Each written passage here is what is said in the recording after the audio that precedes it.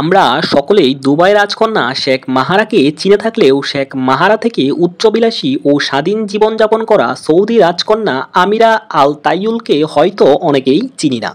Saudi আরবে নারীদের জীবন কাটাতে হয় নিয়মের নানা বেড়াজালের মধ্যে।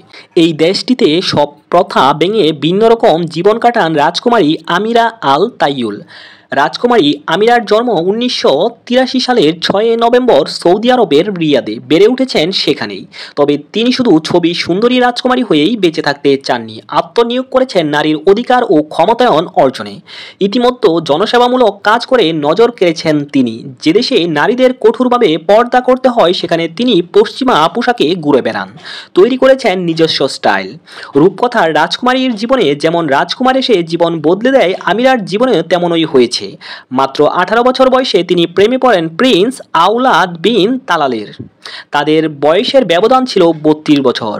আর আওলাদের ইতিপূর্বে 2 বিয়ে করেছিলেন, কিন্তু কিছুই বাধা হয়ে দাঁড়াতে পারেননি। 2001 সালে বিয়ে করেন তারা। বিয়ের পর আমিরা শুধু প্রিন্স আওলাদের স্ত্রী হিসেবে থাকতে চাননি, তিনি আওলাদ বিন তালাল ফাউন্ডেশনের ভাইস চেয়ারপারসন নিযুক্ত হন। আর তখন থেকেই তিনি প্রদীপের আলোতে আসতে শুরু করেন। দাবি তোলেন নারীদের অধিকারের, পাশে দাঁড়িয়েছেন দরিদ্র নারী ও শিশুদের। তিনি এখন পরিচিত মানবতাবাদী উদ্যোক্তা, ফ্যাশন আইকন ও সুবক্তা ও টাইমস এন্টারটেইনমেন্ট হোল্ডিংয়ের প্রধান নির্বাহী কর্মকর্তা হিসেবে।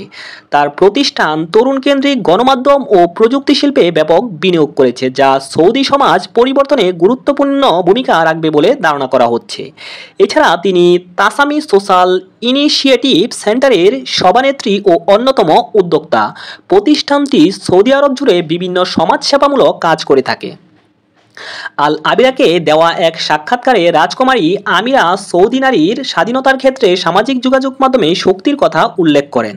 তিনি বলেন, সৌদি নারীরা বাস্তব জগতে নিজের মনের কথাগুলো বলার সুযোগ পায় না।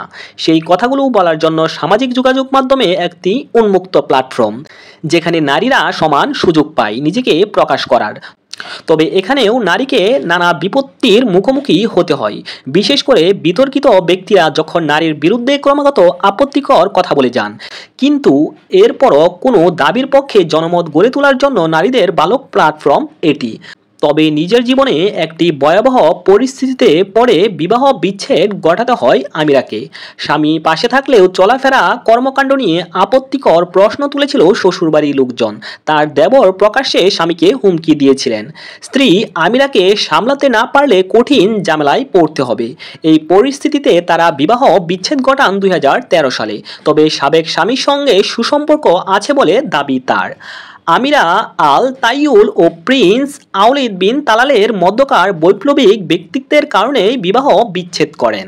বিশেষ করে প্রিন্সেস আমিরা তার আধুনিক চিন্তা ও নারীর স্বাধীনতার পক্ষে অবস্থান এবং আন্তর্জাতিকভাবে সক্রিয় জনহিতকর কাজের জন্য পরিচিত ছিলেন, যা সৌদি রাজ পরিবারের রক্ষণশীল মানসিকতার সঙ্গে সংঘর্ষের সৃষ্টি করে। যদিও তাদের বিচ্ছেদ গুরুত্বপূর্ণ ছিল, তাদের ভিন্ন জীবনধারাই এই বিচ্ছেদের মূল কারণ হিসেবে বিবেচিত হয়। This is Channels Television's breaking news.